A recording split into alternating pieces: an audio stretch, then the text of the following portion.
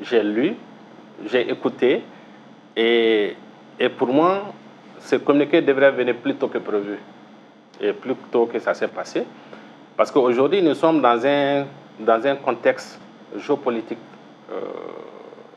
très particulier et qui demande que chacun se défende de façon avec la méthode appropriée. Aujourd'hui, ces personnes qui sont citées, effectivement, nous avons eu tous l'information, qui subissent peut-être certaines situations parce que lui a leur position. Et quand on analyse, ça va en droite ligne avec la géopolitique actuelle. Et pourtant, il y a d'autres qui ont certains comportements, entre guillemets, similaires à l'encontre de l'Est et qui sont sur ces territoires qui ne sont pas sanctionnés. Et quand on regarde, c'est une prise en fait de position en fonction de son intérêt.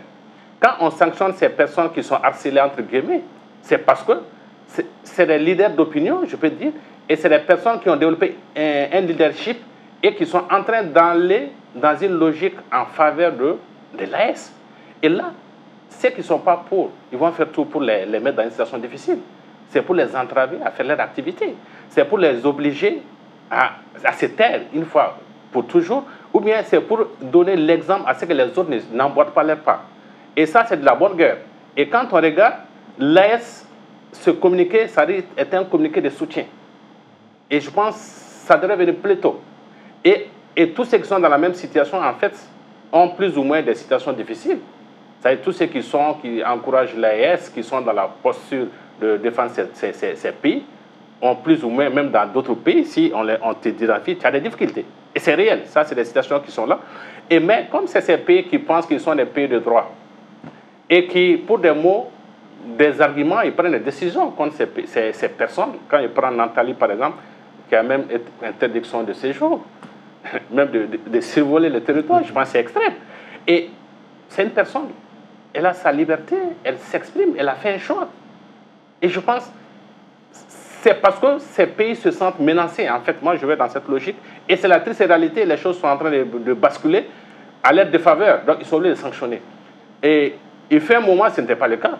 Et aujourd'hui, ceux qui prennent ces dispositions, qui prennent même ce leadership pour sanctionner ces leaders panafricanistes, en réalité, ne sont pas dans les bonnes postures. Parce qu'ils ont échoué, ils n'ont pas plus de répondants. Ils essaient d'utiliser les méthodes fortes aujourd'hui. Et tous ceux qui sont dans la situation, Kémy Séba a les mêmes difficultés, Maïga, il a tous les mêmes problèmes quand il passe dans les pays, etc., etc. Ils ne sont pas les seuls, il y a d'autres. Les jeunes Ivoiriens qui ont eu les mêmes problèmes.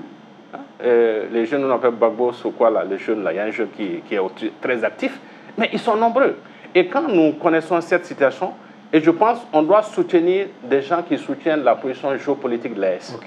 Voilà. Et c'est un communiqué qui est venu, mais pour moi qui devrait venir plus tôt.